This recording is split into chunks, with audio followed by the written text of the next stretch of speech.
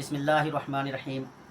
मैं चौधरी अब्दुर्रहमान बलाग बोंजवा आज social media पे हाज़िर होने का मकसद ये हुआ कि 4 दिन पहले मैंने एक इंटरव्यू देखा हमारे साबिका सरपंच नूरुद्दीन साहब का, जो इंदरवाल बलाग से आते हैं।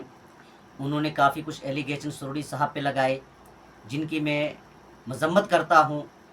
और नूरुद्दीन साहब से ये सवाल करता हूँ कि अगर सुरुड़ी साहब ने बलाग इंदरवाल के अंदर इनक्वारी का बोल दिया तो उसमें क्या जुर्म किया, उसमें क्या गुनाह किया।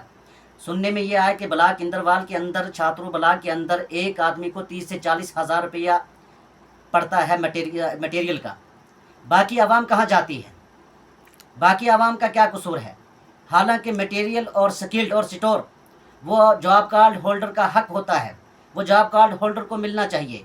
मुझे तो ये लगता है कि जो सुरुड़ी साहब ने इंक्वायरी का कहा उसमें आपको काफ़ी दुख है। उससे ये जाहिर होता है कि आप उसमें मुलविस हैं।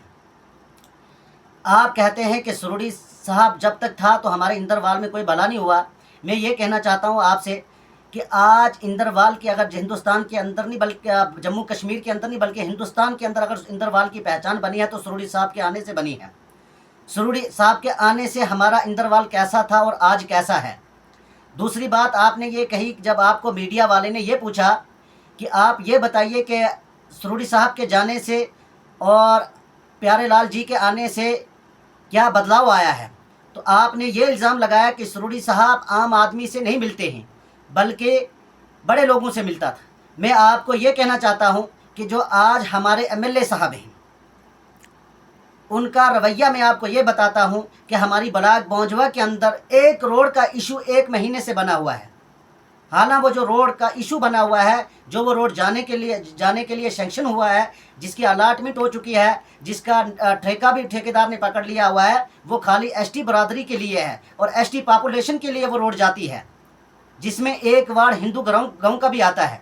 हमारे एमएलए साहब ने जम्मू से आने का गवारा नहीं किया ताकि मैं वहाँ पे जाके वहाँ के लोगों से बात करके वहाँ से रोड को आगे निकलवाऊँ, इतना उसने गवारा नहीं किया। 10-15 दिन पहले हमारे पाशाला से एक भाई का एक्सीडेंट हो गया, जो ड्राइवर था। उसकी डेड बॉडी को ढूंढने के लिए काफ़ी मेहनत और मशक्क़त करनी पड़ी, जिसमें बाहर की टीम को बुलाया गया। बदकिस्मती से वो डेड बॉडी नहीं मिली, गाड़ी मिल गई, लेकिन हमारा एमएलए वहाँ तक ना आ सका। मुझे ये लगता है कि वो एसटी बरादरी का था, एसटी कम्युनिटी का लड़का था, इसलिए हमारे एमएलए को टाइम नहीं मिला। दूसरी बात मैं आपको ये कहना चाहता हूँ कि रही सुरुड़ी साहब की बात, सुरुड़ी साहब जैसा लीडर जम्मू कश्मीर में नहीं बल्कि पूरी हिंदुस्तान में नहीं है।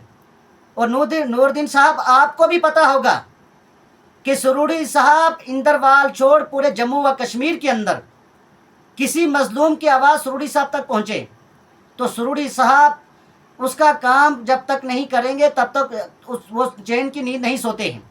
अफसोस मुझे होता है, आज पूरे जम्मू व कश्मीर के अंदर स्मार्ट मीटर की बात चल रही है, लोग एहतजाज कर रहे हैं, कुछ एमएलए स्मार्ट मीटर के खिलाफ हैं। और जिस एमएलए के साथ आप हैं, जिनके इशारे पे आपने जम्मू में ये इंटरव्यू दिया, उस एमएलए का मैंने इंटरव्यू सुना, बल्कि आपने भी नूरुद्दीन साहब सुना होगा कि वो ये कह रहे हैं कि अगर मेरी कॉन्स्टिट्यूंसी के अंदर स्मार्ट मीटर लगते हैं तो मुझे कोई प्रॉब्लम नहीं है। वहाँ पे लोग 1 या 2 बल्ब चलाते हैं। उस एमएलए साहब को ये पता नहीं है कि स्मार्ट मीटर का कितना नुकसान है, चाहे वो 1 बल्ब हो या 2 बल्ब हो। अफसोस से मुझे कहना पड़ता है नूरुद्दीन साहब आपको कि आपकी ब्लॉक के अंदर अगर इंक्वायरी की बात आती है और आपको तकलीफ हो जाती है, आप किसी के कहने से टारगेट कर लेते हो सुरुड़ी साहब को। आपको वो दिन याद नहीं है जब आप सुरुड़ी साहब के साथ चलते थे?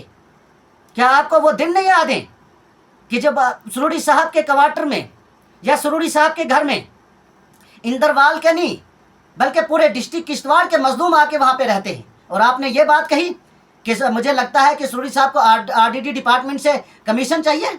अफसोस होता है मुझे इस बात का कि सुरुड़ी साहब वो शख्स हैं कि जिसके कानों में एक मजलूम और गरीब की आवाज़ पहुंचती है, और उस आवाज़ का जब तक वो अजला ना करें, जब तक उसका हल ना निकालें, तब तक वो चैन की नींद नहीं बैठते हैं।